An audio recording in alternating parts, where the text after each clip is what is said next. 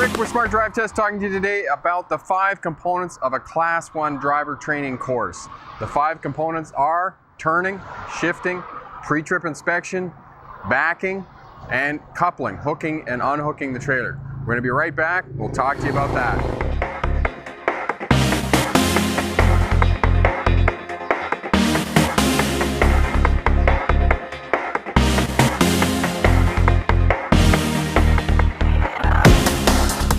Hi there, Rick. Welcome back. Talking to you today about the Class 1 driver training course. The Class 1 driver training course consists of 5 major components: turning, shifting, pre-trip inspection, backing, hooking, and unhooking. The first 3, turning, shifting, and pre-trip inspection, are the major components of the course. The last 2, hooking and unhooking, and the backing up, depending on which license center you're going to, are minor components. The first one, turning. As I always tell my students, most of them are so consumed by trying to shift a non-synchronous transmission, it takes all of their energy, all of their time, that it overshadows the importance of turning. And what I tell my students is, turning is going to get you into trouble. It is going to get you hurt. You're going to pull the trailer up over somebody's car, and they're going to be very excited when that happens. Let me tell you, you pull the duals of that trailer up over the front end of somebody's car in a left-hand turn, screaming, crying, jumping up and down. It is not a good scene.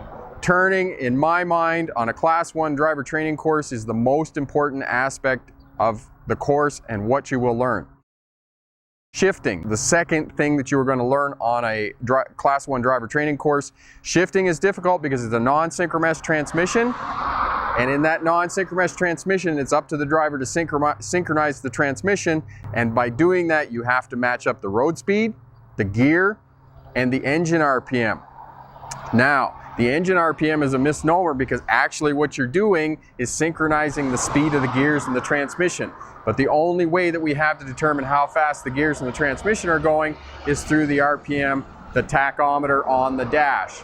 And in order to speed the gears up in the transmission, you have to double clutch, you have to reconnect the transmission to the motor, and a lot of students have difficulty with the throttle and the clutch. Those 2 things, one's on, one's off, wax on, wax off. On that note, as well, the clutch. If you push the clutch in too far after your starting gear, you begin to engage the clutch brake and slow the gears down in the transmission.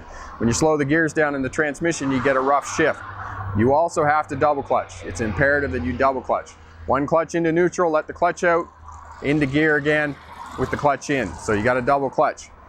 This is not a spectator sport. You have to do it. You have to go to a school and have somebody show you how to do it. It's going to make it a lot easier for you. The pre-trip inspection.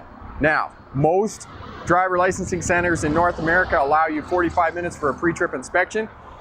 It's a complete, thorough pre-inspection. You are not determining if the vehicle is safe. You are demonstrating a competency that you know the names of the major components of the vehicle, what could be wrong with them, and whether they're working or not. And there's a video here, you put up a card here for you. Watch the pre-trip fundamentals about what you need to do for the purposes of a road test for a pre-trip inspection. The last 2 components can be somewhat minor. Backing.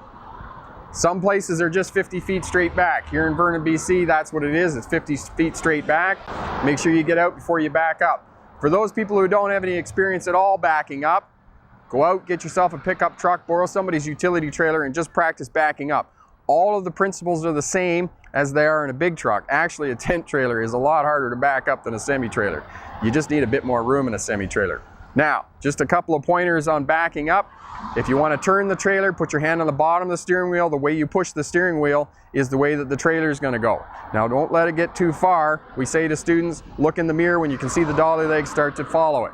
To follow the trailer, you put your hand on the top of the steering wheel, and the way the trailer is going is the way you turn the steering wheel. So, a few pointers on backing.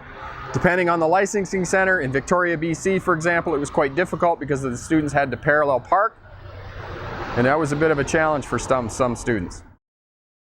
Now, the last one is hooking and unhooking, and I tell students it's not a huge deal as long as you don't drop the trailer on the ground, rip the dollies off, or pull the lines off, you're okay. But look at the procedure, follow the procedure. Now, unhooking, LAP, landing gear airlines pin. Hooking up, PDA, public displays of affection, pin, dollies, airline.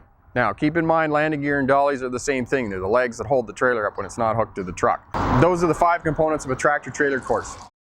In conclusion, you're going to a driver training school and going to take a tractor trailer course.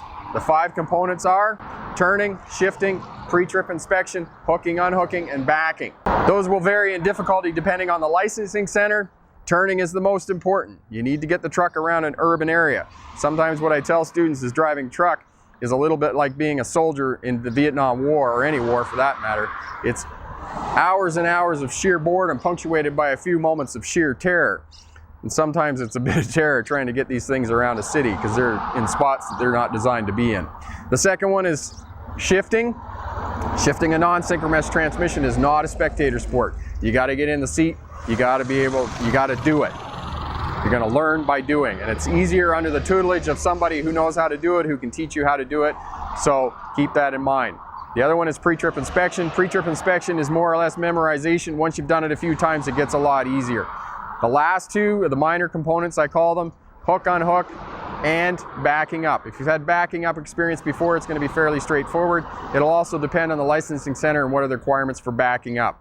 Hook, unhook, PDA, public displays of affection for hooking up, pin, dollies, airline, unhooking, lap, LAP.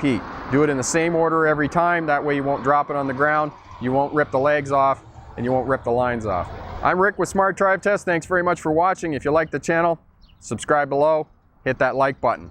And remember, drop over to my website, sign up for your free checklist for the weigh scale. If you're looking at becoming a truck driver and you're going to be going down the road, you got to go into the scale. If you're unfortunate enough to get pulled in, you're going to need a list of paperwork. This will give you that checklist of paperwork that you need. Thanks very much for watching. Remember, pick the best answer, not necessarily the right answer. Good luck on your road test. Have a great day. Bye now.